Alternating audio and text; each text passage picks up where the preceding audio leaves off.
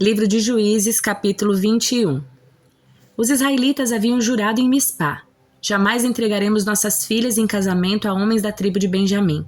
Então o povo foi a Betel e permaneceu na presença de Deus até a tarde, chorando sem parar em alta voz. Ó Senhor, Deus de Israel, por que aconteceu isso com Israel? Diziam. Agora está faltando uma de nossas tribos. Na manhã seguinte, bem cedo, construíram um altar e ali apresentaram holocaustos e ofertas de paz. Então os israelitas disseram: quem dentre as tribos de Israel não participou da reunião sagrada que realizamos em Mispá na presença do Senhor? Naquela ocasião haviam feito um juramento solene na presença do Senhor de que matariam quem se recusasse a comparecer. Os israelitas tiveram pena do seu irmão Benjamim e disseram: hoje foi eliminada uma das tribos de Israel. Como conseguiremos esposas para os poucos que restam, se juramos pelo Senhor que não lhes daríamos nossas filhas em casamento?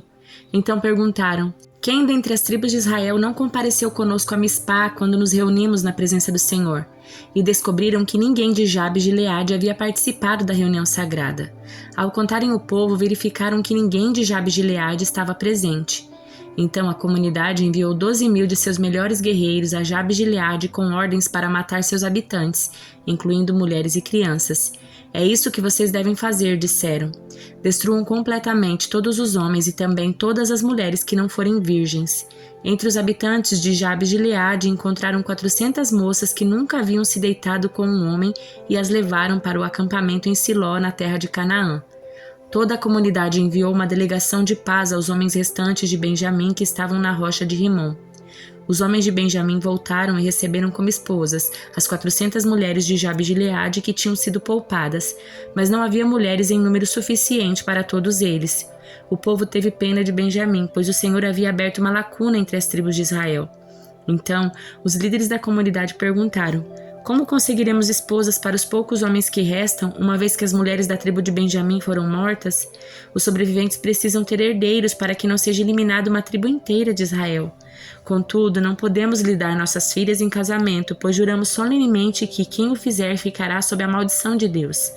Então, eles se lembraram da festa anual do Senhor em Siló, ao sul de Lebona e ao norte de Betel, ao lado leste da estrada que vai de Betel a Siquém. Disseram aos homens de Benjamim que ainda precisavam de esposas: vão e escondam-se nos vinhedos. Quando virem as moças de Siló irem para as danças, saiam correndo dos esconderijos e cada um leve uma delas para a terra de Benjamim para ser sua esposa. E quando os pais e os irmãos delas vierem se queixar a nós, diremos: por favor, tenham compaixão. Deixem que fiquem com suas filhas, pois não encontramos esposas para todos eles quando destruímos Jabes de Gileade. E vocês não são culpados de quebrarem seu juramento, pois na verdade não deram suas filhas para eles em casamento. Os homens de Benjamim seguiram essas instruções. Cada um pegou uma das moças que dançavam na comemoração e a levou para ser sua esposa. Voltaram para sua terra, reconstruíram suas cidades e habitaram nelas. Então os israelitas partiram por tribo e família e cada um voltou para sua terra. Naqueles dias Israel não tinha rei. Cada um fazia o que parecia certo a seus próprios olhos. Salmo de número 59. Livra-me dos meus inimigos, ó Deus. Protege-me dos que vieram me destruir. Livra-me dos criminosos, salva-me dos assassinos. Armaram uma emboscada para mim. Inimigos ferozes estão à minha espera. Senhor, embora eu não tenha pecado, nem os tenha ofendido. Sou inocente, mas eles se apressam em me atacar. Desperta, vê o que está acontecendo e ajuda-me. Ó Senhor, Deus dos exércitos, Deus de Israel, desperta e castiga as nações. Não tenhas misericórdia dos traidores perversos. Eles saem à noite e rosnam como cães ferozes enquanto rondam a cidade. Ouvem as coisas imundas que lhes saem da boca, suas palavras cortam como espadas. Afinal, quem nos ouvirá? Dizem com desprezo. Mas tu, Senhor, ris deles. Zomba das nações. És minha força, em ti espero, pois tu, ó Deus, és minha fortaleza. Em seu amor, meu Deus, estará comigo. Permitirá que eu triunfe sobre os meus inimigos. Não os mate para que meu povo não se esqueça depressa. Dispersa-os com teu poder e derruba-os, ó Senhor, nosso escudo. Pelas coisas pecaminosas que dizem, pelo mal que há em seus lábios, que sejam apanhados em seu orgulho e em suas maldições e mentiras. Destrói-os em tua ira, extermina-os por completo. Então o mundo todo saberá que Deus reina em Israel. Eles saem à noite rosnando como cães ferozes enquanto rondam a cidade. Andam à procura de alimento, mas vão dormir insatisfeitos. Eu, porém, cantarei sobre o teu poder cada manhã. Cantarei com alegria sobre o teu amor, pois tu tens sido minha fortaleza, lugar seguro em minha aflição. Ó minha força, a ti canto louvores, pois tu, ó Deus, és minha fortaleza, o Deus que mostra amor por mim. Livro de Atos, capítulo 28. Uma vez a salvo em terra, descobrimos que estávamos na ilha de Malta. O povo de lá nos tratou com muita bondade. Por ser um dia frio e chuvoso, fizeram uma fogueira na praia para nos receber. Enquanto Paulo juntava um monte de gravetos e os colocava no fogo, uma cobra venenosa que fugia do calor mordeu sua mão. Quando os habitantes da ilha viram a cobra pendurada na mão de Paulo, disseram uns aos outros: sem dúvidas ele é um assassino. Embora tenha escapado do mar, a justiça não lhe permitiu viver. Mas Paulo sacudiu a cobra no fogo e não sofreu nenhum mal. O povo esperava que ele inchasse ou caísse morto de repente. No entanto, depois de esperarem muito tempo e verem que nada havia acontecido, mudaram de ideia e começaram a dizer que ele era um deus.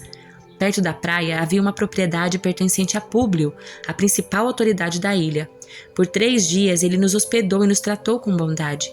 Aconteceu que o pai de Públio estava doente, com febre e desinteria. Paulo entrou, orou por ele e, impondo as mãos sobre sua cabeça, o curou. Então os demais enfermos da ilha vieram e foram curados. Como resultado, fomos cobertos de presentes e honras, e chegada a hora de partirmos, o povo nos forneceu todos os suprimentos necessários à viagem. 3 meses depois do naufrágio, embarcamos em outro navio que havia passado o inverno na ilha. Era um navio alexandrino que tinha na parte da frente a figura dos deuses gêmeos. Aportamos em Siracusa, onde ficamos 3 dias, dali navegamos até Régio. Um dia depois, um vento sul começou a soprar de modo que no dia seguinte prosseguimos até Puteoli. Ali encontramos alguns irmãos que nos convidaram a passar uma semana com eles. Depois fomos para Roma. Os irmãos em Roma souberam que estávamos chegando e vieram ao nosso encontro no fórum da Vila Ápia. Outros se juntaram a nós nos 3 vendas. Ao vê-los, Paulo se animou e agradeceu a Deus. Quando chegamos a Roma, Paulo recebeu permissão de ter sua própria moradia sob a guarda de um soldado.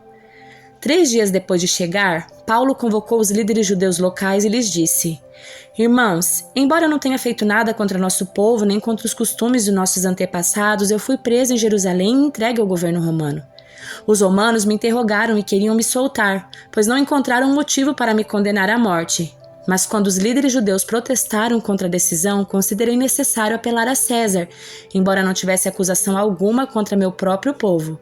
Por isso, pedi a vocês que viessem aqui hoje para que nos conhecêssemos e também para que eu pudesse explicar que estou preso com estas correntes porque creio na esperança de Israel. Eles responderam: não recebemos nenhuma carta da Judéia e ninguém veio de lá e nos informou alguma coisa contra você. Contudo, queremos ouvir o que você pensa, pois o que sabemos a respeito desse movimento é que ele é contestado em toda parte. Então marcaram uma data e nesse dia muita gente foi à casa de Paulo. Ele explicou e testemunhou sobre o reino de Deus e desde cedo até a noite procurou convencê-los acerca de Jesus com base na lei de Moisés e nos livros dos profetas.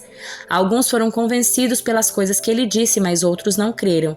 E depois de discutirem entre si foram embora com estas palavras finais de Paulo: O Espírito Santo estava certo quando disse a nossos antepassados por meio do profeta Isaías: Vai e diga a este povo: quando ouvirem o que digo, não entenderão.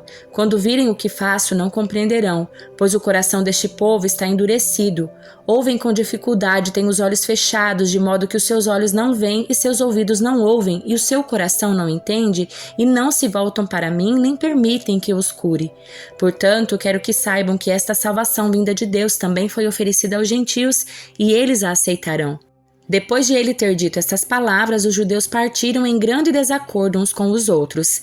Durante os 2 anos seguintes, Paulo morou em Roma, às próprias custas. A todos que o visitavam, ele recebia, proclamando corajosamente o reino de Deus e ensinando a respeito do Senhor Jesus Cristo sem restrição alguma.